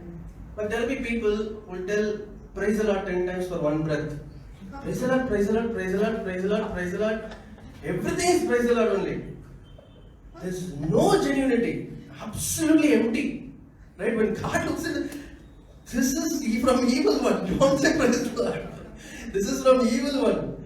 Don't say praise the Lord all those things 10 times. Be genuine. Right? God wanted us to have A genuine heart. When we are just showing out something outside, praise the Lord, praise the Lord, praise the Lord, and do all the nakras outside in our home, God will not be pleased. That person needs repentance, being saved. That is what is needed. ఎప్పుడైతే ఒక వ్యక్తి 10 సార్లు ఒక్క నిమిషానికి 10 సార్లు praise the lord అని చెప్పి అలాంటి వ్యక్తులను అసలు నమ్మకూడదు. ఎందుకంటే అంత ప్రైజ్ ద లార్డ్ అని ఇక్కడ చెప్పి బయట చేసే పనులన్నీ కూడా దుష్ట పనులే అని ఉంటాయి. అలాంటి వారు అసలు ఏ మాత్రం కానీ అది వాళ్ళు ప్రైజ్ ద లార్డ్ చెప్పడం మనం నమ్మకూడదు. One other thing I like in Revati when I got married also is she is very straightforward. ఒకటి రేవతి సిస్టర్ లో నచ్చింది కూడా తన యథార్థంగా ఉండడం, స్ట్రైట్ ఫార్వర్డ్ గా ఉండడం. Even my mother used to tell, like, she is very open, like she just says things very open, top of her mind, whatever is in her mind she speaks. తన హృదయంలో ఏదనుకుంటుందో అది బయటకు చెప్పేస్తుంది అనేసి ఆ brother వాళ్ళ అమ్మగారు కూడా అన్నారు. Right? And I have seen God using her and through different gifts and speaking to people. తన్ని దేవుడు ఎలాగైతే అలా ఉంది కాబట్టి దేవుడు తనని ఉపయోగించుకొని వేరే వాళ్ళకి అనేకమైన పరిశుద్ధాత్మ యొక్క ఫలములతో నింపబడి అనేక వ్యక్తులతో మాట్లాడడం ఉపయోగించుకుంటారు. So God's anointing increases tremendously upon people who are open. They are just speaking straightforward, and God sees their nature. Wow, it's straightforward. Like there is no sugarcoating here. Straight, right? God anoints such people. ఎప్పుడైతే ఇలా యథార్థంగా ఉంటారో, యథార్థమైన మనసు కలిగి ఉంటారో, దేవుని యొక్క అభిషేకం అలాంటి వ్యక్తుల మీద ఉంటది. Jesus was called the anointed. యేసు ప్రభు అభిషేకింపబడినవాడు అని పిలువబడింది. Because he was very straightforward. అతను ఎంతో యథార్థవంతుడిగా ఉన్నాడు. Because God the Father saw, my son is very straightforward, no sugarcoating. When he said brood of vipers, means what was there in Father's heart, he said brood of vipers. When the sinners, harlots and other people are coming, he was gathering them. You are coming genuinely, right? I will gather you. Come, no problem. I will change you. You are coming genuinely, right? That's fine. The same nature what the Father would have done, the Son did on the earth. ఎలాగైతే ఈ తండ్రి యొక్క హృదయం ఎలాగుందో అదే కుమారుడి యొక్క కూడా కలిగి ఉన్నాడు. ఆయన సర్ప సంతానం అన్నాడు, అది తండ్రి యొక్క హృదయంలో కూడా అలాగే ఉంది కాబట్టి కుమారుడుగా ఆయన అలాగే అన్నాడు. తర్వాత ఈ సుంకరులను, ఈ వేశ్యలను ఆయన దగ్గరకు వచ్చేటప్పుడు యథార్థంగా ఉన్నాడు కాబట్టి అలాంటి హృదయాన్ని ఆయన ఏ తండ్రి అయితే స్వభావం కలిగి ఉన్నాడో యేసు ప్రభు కుమారుడుగా అదే స్వభావాన్ని కలిగి ఉన్నాడు. Today's world is in a mess. ఈ రోజు ప్రపంచం ఎంతో అతలాకుతలంగా ఉంది. Marriage is no more a love relationship. పెళ్లి ఏదో ఒక ప్రేమతో కూడుకున్నది కాదు. It's all about dowry, status. There's no relationship. Why people have to get married? For a man and a woman to be together, to love each other, to care for each other. That is the main reason for marriage. Right? Now, the enemy has brought the deception, the craftiness in such a way that the marriage, it's externally looking marriage only, what God has instituted. But internally all the dead things, dowry, beating, all the crafty things that not supposed to happen, that's happening today. వివాహం అనేది ఒకరిని ఒకరు ప్రేమించుకోవడానికి, ఆదరణ పట్టుకోవడానికి కలిగి ఉన్నది. కానీ ఇప్పుడు చూసినట్లయితే అది బాహ్యంగా వివాహంగా ఉంది, కానీ లోపల అది ఒక కట్నము, వేధింపులు, కొట్టడం ఇవన్నీ కూడా కలిగి ఉండటము ఆ వివాహంలో ఉన్నది. Right? In today's world, even the youngsters, when they love, it is not genuine. ఈ రోజు ప్రపంచంలో యవనస్తులు ప్రేమించినా కూడా అది యథార్థంగా లేదు. It is with some secret agenda. అది వాళ్ళకి ఏదో సీక్రెట్ గా వాళ్ళ ఏదో అజెండాతో కూడుకునే ఉన్నది. And the way the two deceive each other is like mind-boggling. It is like a record. ఒకరినొకరు ఎలా మోసపరుచుకుంటారంటే అది మనము ఊహగా అందరూ అలాగా రికార్డ్ బ్రేక్ చేసే విధంగా ఒకరినొకరు మోసం. Such a hypocrisy and flattering would be there. There is no genuinity that they want to get married. వాళ్ళు ఎంత వేషధారణ, ఎంత ముఖస్తుతి ఉంటారంటే వారికి ఏ మాత్రం కూడా ఒకరినొకరు వివాహం చేసుకోవాలనే ఉద్దేశమే ఉండదు. There is absolutely no genuinity. Like it's all about like externally they wanted to show something to people that they are in some relationship and then boast around something, and then they don't end up in marriage. That guy marries somebody, this girl marries somebody. What? It's all craftiness of the enemy. When God sees that, it is a craftiness. God hates that kind of a nature. ఎలా ఉంటదంటే వాళ్ళు ఏదో బాహ్యంగా సమాజానికి ఏదో చూపించుకోవాలి, ఆడంబరంగానే చూస్తారు. చివరికి వచ్చేసరికి ఆ అబ్బాయి వేరే అమ్మాయిని చేసుకుంటారు, ఈ అమ్మాయి వేరే అబ్బాయిని చేసుకుంటారు. వాళ్ళ హృదయం ఎంతో కపటమైన ఆలోచనలతో నిండి ఉంటది. Right? Each want to take something from each other. in a selfish way. There is nothing about giving and sharing and loving together. ఎంతో ఒక సెల్ఫిష్నెస్ తో ఒకరి నుంచి ఏం తీసుకుందామా అనేసి ఇద్దరు చూస్తారు, కానీ మనం ఏమి ఇచ్చామా అనేసి ఒకరినొకరి గురించి చూసుకోరు. And there is now new concept. Let's stay together. Let's be friends. They will live in the same house. No marriage. They will live in the same house, and then they will stay together. If you want to separate, we will separate later. What? It's all crafty. It's all rubbish in the sight of God. ఇప్పుడు ఇంకో కొత్త concept తీసుకొచ్చారు. ఏంటంటే ఒకే ఇంట్లో ఉంటారు, ఒకవేళ కలిసి ఉంటారు కానీ వివాహం చేసుకోరు. ఒకవేళ కలిసి ఉండాలంటే ఉంటారు, విడిపోవాలంటే విడిపోతారు. అలాంటి కాన్సెప్ట్ కి వచ్చాము. I tell the youngsters, if you are loving somebody, love genuinely, right? And I would say, if that person is not a Christian, stop that relationship right now. Even if you want to love a Christian. Born again Christian. యవనస్తులకి చెప్పేది ఒకటే, ఒకవేళ మీరు ఎవరైనా ప్రేమించాలంటే ఒక యథార్థంగా ప్రేమించండి. ఒకవేళ ఆ ప్రేమించబడే వ్యక్తి క్రైస్తవుడు కాకపోతే అది అక్కడితో ఆపేయండి. And we should see you ending up in marriage. Don't say tata bye bye after 1 year to another person. No, right? It has to be a very genuine. See, God has that heart. When Jesus gave His life for us, He loved the church and He genuinely gave His life for us. అలాంటి హృదయం యేసు ప్రభుకి ఎలాంటి హృదయం ఉండిందంటే యథార్థమైన ఆయన సంఘాన్ని ప్రేమించి తన ప్రాణాన్ని ఆ సంఘానికి అర్పించే విధంగా ఆయన యథార్థంగా ఉన్నాడు. His commitment was 100%, total commitment. This is my bride. I am going to give my life. ఆయన ఎలా అనుకున్నాడు, ఇది సంఘం అనేది వధువు కాబట్టి దేని నా యొక్క ప్రాణాన్ని ఇవ్వడానికి ఆయన అంత సిద్ధపడ్డాడు. And the same kind of a relationship that God looks from us as well. The bride also has to be genuine, not ghosting around, right? 4 or 5 boyfriends, and then Jesus also one other boyfriend. No, that all will not work. The church has to. God is coming for a spotless bride, right? We have to be genuine. That Lord, I follow you faithfully. సంఘం అనే బడే వధువు కూడా మనం ఎలాగో ఉండాలి అంటే దేవుడు తిరిగి వచ్చినప్పుడు మనం ఏ మచ్చ ఇది లేకుండా ఆయన ఎదుర్కోవటం అప్పుడు అలాంటి వధువు సంఘంగా ఉండాలి. Right? All other nature is from the evil one. Is from the devil. మిగతా అన్ని అది కాకుండా వచ్చే అంత స్వభావం కూడా సాతాను నుంచి వచ్చేది. Devil spoke smooth words to sting, to Eve. ఎంతో ఒక తీయనైన మాటలు, ఎంతో వక్రీకరించే మాటలే సాతాను హవ్వతో మాట్లాడింది. In the same way, there are people in this world will speak smooth words trying to deceive you. అలాగే ఈ ప్రపంచంలో కూడా మనుషులు మనకి ఎంతో తీయగా వక్రీకరించే మాటలు మాట్లాడతారు. People who are straightforward, they are considered as fools. ఎవరైతే యథార్థంగా ఉంటారో వాళ్ళు ఒక ఫూల్స్ లాగా, వాళ్ళు వెర్రి వాళ్ళలాగా కనిపిస్తారు. Right? Even among Christianity, like when there are people who speak straightforward, they are not very famous. క్రైస్తవత్వంలో కూడా ఎవరైతే ఉన్నట్టుగా మాట్లాడతారో వారు ఎంత మాత్రం ఫేమస్ అవ్వరు. But that's okay, because at last we have to give account to God, not to people. అది పర్లేదు, ఎందుకంటే చివరికి వచ్చేసరికి మన యొక్క అకౌంట్ దేవుడి దగ్గర వస్తే మన మనుషులు మెప్పు కాదు కదా. The sad thing is, even this crafty nature of the evil one is among Christians. ఒక విచారకమైన విషయం ఏంటంటే ఇలాంటి కుయుక్తి కపటమైనది స్వభావం ఈ యొక్క క్రైస్తవులు అనబడే వారిలో కూడా కనిపిస్తుంది. And Bible warns us about that. Bible గ్రంథం దీన్ని బట్టి మనల్ని ఖండిస్తుంది. Right? 2 Peter 2:18 and 19. 2 Peter 2:18 and 19.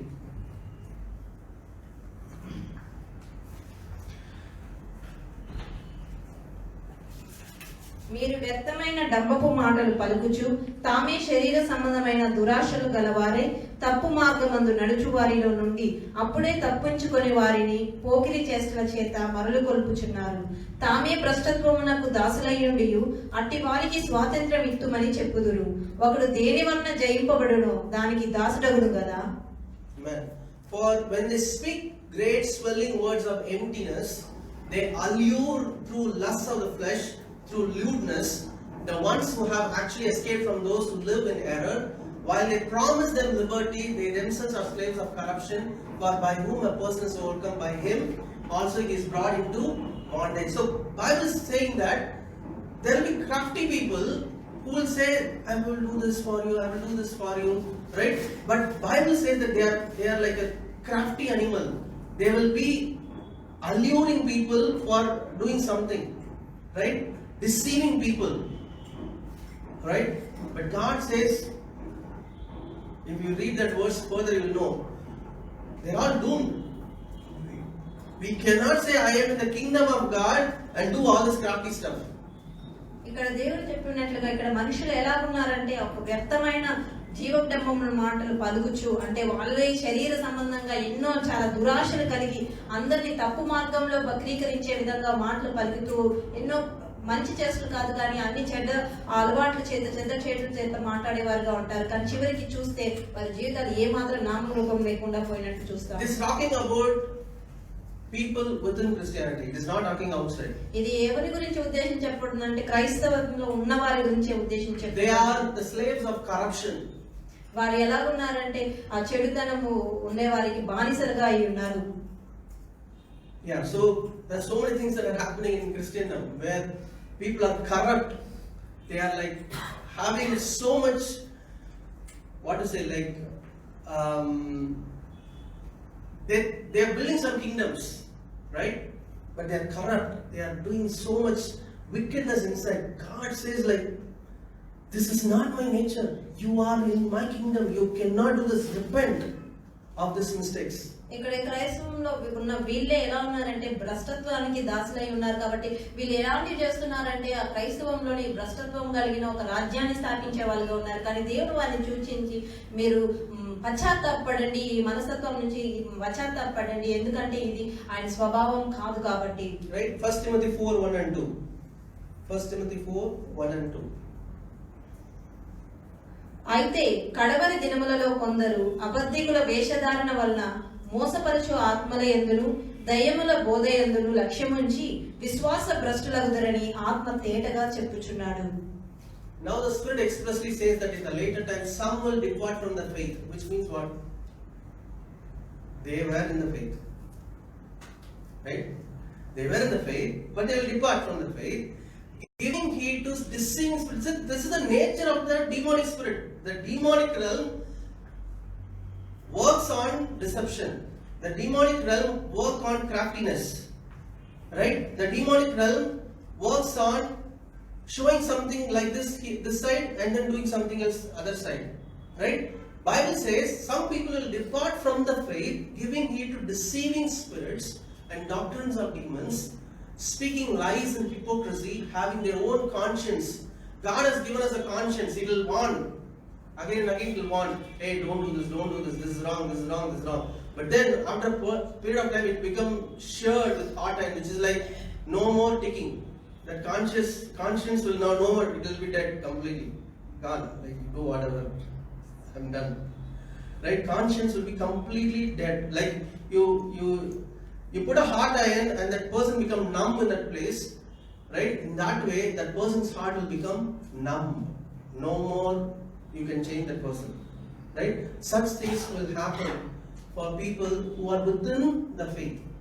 ఇక్కడ ఎవరిని ఉద్దేశించి ఇక్కడ ఆ విశ్వాసం నుంచి వీళ్ళు భ్రష్టులవుతారు అని ఉన్నది. అంటే వాళ్ళు విశ్వాసంగా ఉన్నవారే. ఎప్పుడైతే ఈ దేవుల బోధ అంటే ఈ అపవిత్రమైన వాళ్ళ ఆత్మ ఎలా ఉంటదంటే వాళ్ళు ఎప్పుడు కూడా వేషధారణ, మోసపుచ్చడం, అబద్ధాలు చెప్పడం ఇవన్నీ కలిగి ఉంటదో అప్పుడు ఆ విశ్వాసం నుంచి వాళ్ళు ఆ మనస్సాక్షి అనేది చచ్చిపోయబడుతుంది. ఎలాంటి ఏ ఒక స్పందన లేకుండా ఉంటది. ఎంత ఈ యొక్క ఉడికిన వేడిగా ఉన్న ఒక రాడ్ ని పెట్టినా కానీ స్పందించేలాగా లేకుండా ఆ మనస్సాక్షి తయారవుతుంది. Right? Bible talks about false prophets and false Christ will rise up in the later days. Bible గ్రంథం అంటుంది ఒక చివరి అంత్య దినములలో అబద్ధ ప్రవక్తలు, బోధకులు తయారవుతారు, లేస్తారు అని. Their main intention is not the worldly people. Worldly people are already doomed. Okay, they'll come inside the church. They will try to deceive people. Church in a sense like the Christian community, right? They will come and deceive people and then destroy their lives. వీళ్ళు అబద్ధ బోధకులకు ప్రధాన agenda వాళ్ళు లోకంలో ఉండే వాళ్ళు కాదు. వాళ్ళు లోకం ఉండే వాళ్ళు ఎప్పుడో నశిస్తారు. కానీ వీళ్ళ యొక్క ముఖ్య అజెండా ఏంటంటే నా విశ్వాసంగా ఉన్న సంఘంలో ఉన్న వారి మీదే ఉంటది. వారి బోధన వల్ల ఈ సంఘంలో ఉండే వారి మధ్య మనసాక్షి అనేది అవన్నీ కూడా చర్చింపబడి వారి మధ్య గొడవలు రేపాది నాశనం పూర్వకంగా వారు తయారు చేస్తారు. Right? Matthew 24:11 says there many false prophets will rise up and deceive many people.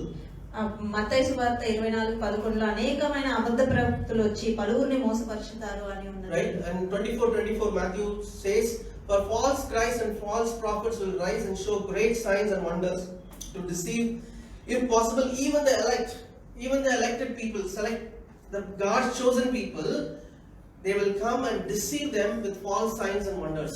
అబద్ధ క్రీస్తులను అబద్ధ ప్రవక్తలను వచ్చి సాధ్యమైతే ఏర్పరచబడిన వారి సహితము మోసపరచుటకై గొప్ప సూచక క్రియలను మహత్కార్యములను కనపరచుతారు. So God does not want us to have this kind of a nature, of a crafty nature.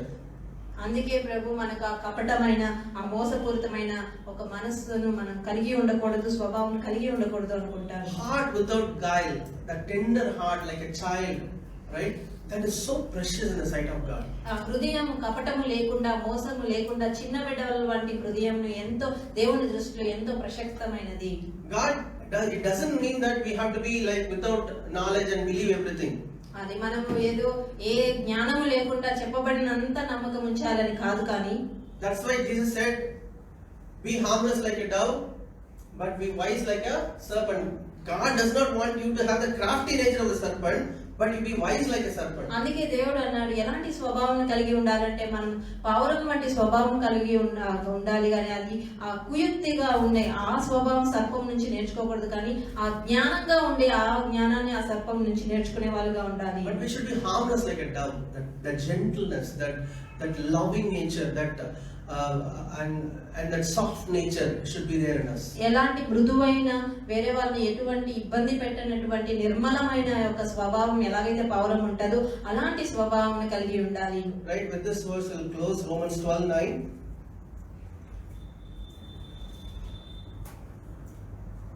Let love be without hypocrisy. Abhor what is evil. నీ ప్రేమ Whatever is evil, abhor it. Yeah. నీ ప్రేమ నిష్కపటమైనదై ఉండవలను, చెడ్డదాన్ని అసహించుకొని మంచి దానిని హత్తుకొని ఉండుడి. Cling to what is good, abhor what is evil. And one more verse, James 3:17. James 3:17. అయితే పై నుండి వచ్చు జ్ఞానము మొట్టమొదట పవిత్రమైనది, తరువాత సమాధానకరమైనది, మృదువైనది, సులభముగా లోబడినది, కనికరముతోను మంచి ఫలములతోను నిండుకొనినది, పక్షపాతమైనను వేషధారణ అయినను లేనిది అయిన ఉన్నది. Hallelujah. That word was very nice. వేషధారణ. Right? Don't need to put Vesha, right? But the wisdom that is from above, from God, first it's pure, peaceable, gentle, willing to yield, full of mercy and good fruits, without partiality and without hypocrisy. Right? That's the nature of God. It comes from above. God wanted, and He has given us the Holy Spirit, and through the Spirit of God, continuously our heart changes. Continuously our heart becomes so good, and we become like Christ. Right? The gentleness, the straightforwardness, right? The mercy, love, compassion upon people comes into us, so that we are called the children of God.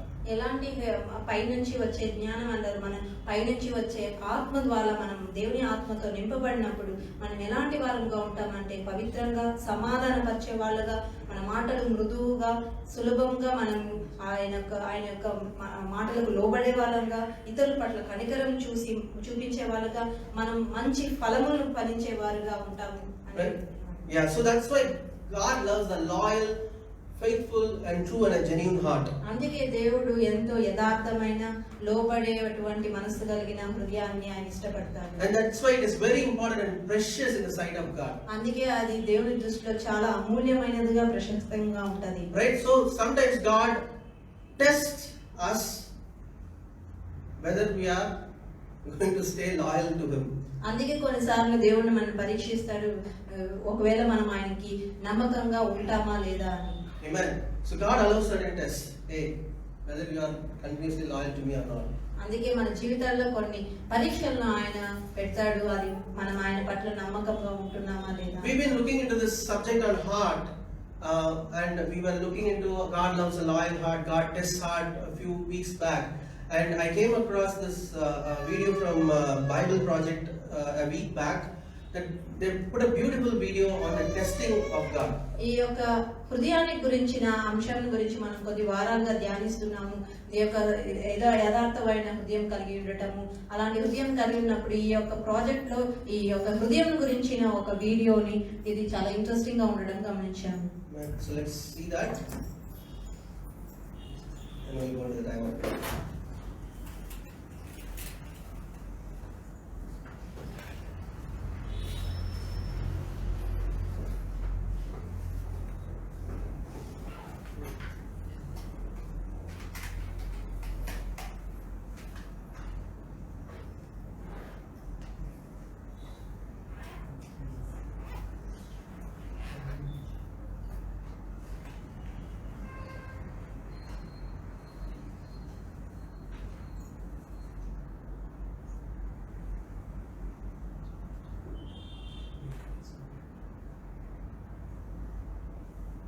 And then sharing it with all of his creatures. And he appoints Adam and Eve to rule it on his behalf.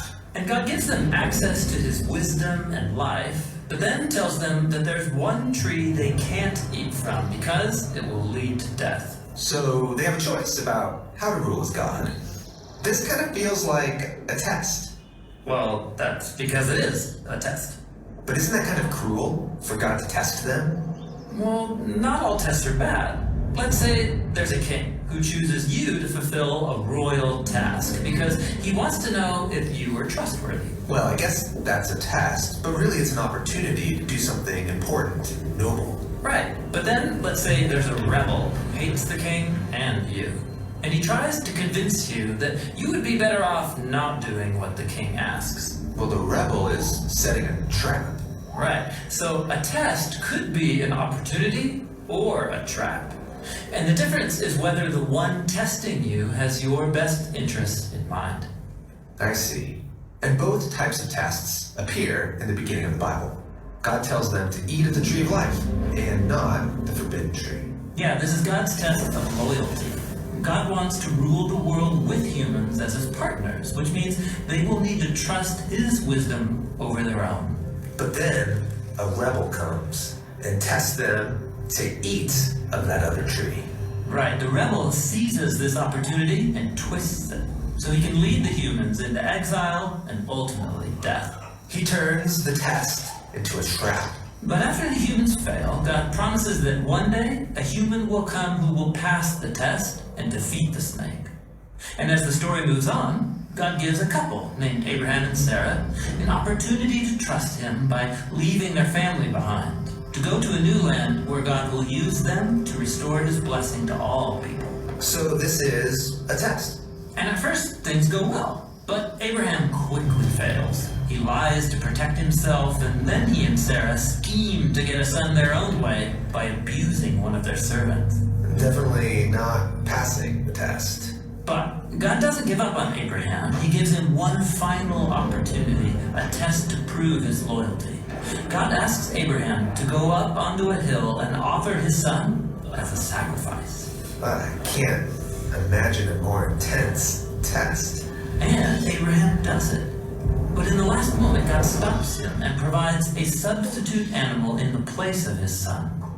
God then says he will fulfill his promise through Abraham's family because he passed this test. So Abraham passed this test, but he hasn't proven to be a fully trustworthy partner. We're still waiting for someone who can pass the ultimate test. Yeah, and as the family of Abraham grows and becomes a nation, God continues to test them.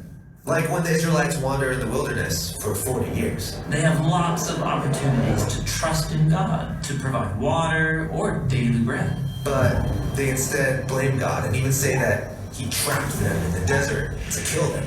And so the rest of Israel's story in the Hebrew scriptures is pretty much the same. The Israelites don't trust in God and his promise.